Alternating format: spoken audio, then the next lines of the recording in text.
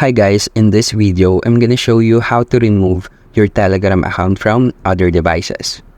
First, log into your Telegram account or enter your Telegram application. After opening your Telegram, click the menu button that you can see in the top left corner of the screen. After clicking this, you will see the settings button here, and then click it.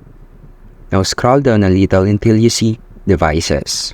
Click the devices tab, and then as you can see here, these are the available devices where my Telegram account is under sessions. Now select a device and then click the terminate session, then click the terminate button here. Now let's select another device to terminate our session. Click this and then click terminate session again. That's it.